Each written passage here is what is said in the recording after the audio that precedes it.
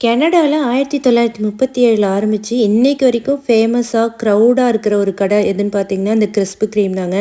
டோனட்க்கு பேர் போன ஒரு கடை. எப்பவும் ஒரு கூட்டம் இருந்துக்கிட்டே இருக்கும். எங்க வீட்டுக்கு பக்கத்திலேயே தான் இருக்கு. ஆனா, நானும் 6 வருஷம் இங்க தான் இருக்கேன். இன்னைக்கு தான் இந்த முதல்ல இந்த கடைக்குள்ள வந்து பார்க்குறேன். அதுவும் டோனட் எப்படி பண்றாங்கன்றத நம்ம லைவா பார்க்கலாமா அப்படின்னு சொன்னாங்க. அதனால இந்த கடைக்குள்ள நான் வந்து பார்த்தேன். உள்ள கிச்சன்லேருந்து ஒருத்தர் மாவு வந்து குடுக்குறாரு. அது சரியான குவான்டிட்டில எடுத்து ஒரு ஷேப்ப வந்து அதுவே பண்ணிக்குது. இது எல்லாமே மிஷின் ஒர்க் தான் போல இருக்கு. எத்தனை ட்ரேல அந்த டோனட்டோட மாவு இருக்கு பாருங்க. அதுக்கப்புறம் வந்து எண்ணெயில ஒரு சைட் பொரிஞ்சதுக்கப்புறம் அதுவே திரும்பிக்குது.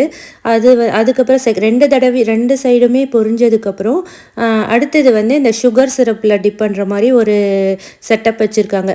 ஸோ சுகர் சிரப் வந்து கீழேருந்து மேலேருந்து கீழே வந்துக்கிட்டே இருக்கும். அந்த கிளேஷியஸ் வந்து நல்லா தெரியுது பாருங்கள். நம்ம டோனட் பொரிஞ்சு வர்றதுக்கும் இந்த சுகர் சிரப்பில் டிப் பண்ணதுக்கும் எப்படி தெரியுது பாருங்கள். ஸோ இங்கே தெரியுது பாருங்கள் கீழே. அதுதான் சுகர் சிரப் வந்து டிப் ஆகிட்டு கீழே வந்துக்கிட்டே இருக்காது. அப்படியே ரீசைக்கிள் பண்ணிகிட்டே இருப்பாங்க, ரீயூஸ் பண்ணிக்கிட்டே இருப்பாங்க போல இருக்குது. ஸோ நம்ம பிளெயின் டோனட் வேணும்னா அவங்க வந்து இங்கேயே எடுத்து பேக் பண்ணிக்கிறாங்க. அதுக்கு மேலே டிப்பிங் வேறு டாப்பிங்ஸ்லாம் போகணுன்னா அதுக்கப்புறம் ஒரு ட்ரே உள்ளே போகுது. அதுலேருந்து கலெக்ட் பண்ணி வேறு கோட்டிங்ஸ் வந்து கொடுத்துருக்காங்க. எத்தனை வெரைட்டியில் அந்த டாப்பிங்ஸ் க்ரீம்லாம் கொடுத்து வச்சுருக்காங்க பாருங்கள். அதை பார்க்கும்போதே நமக்கு வந்து சாப்பிட்ணுன்ற ஒரு டெம்டேஷன் வந்து வந்துடும்.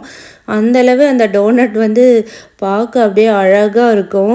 ஸோ இன்றைக்கி தான் ஃபஸ்ட் டைம் டோனட் எப்படி பண்ணுறாங்கன்றதை லைவாக பார்த்தேன்.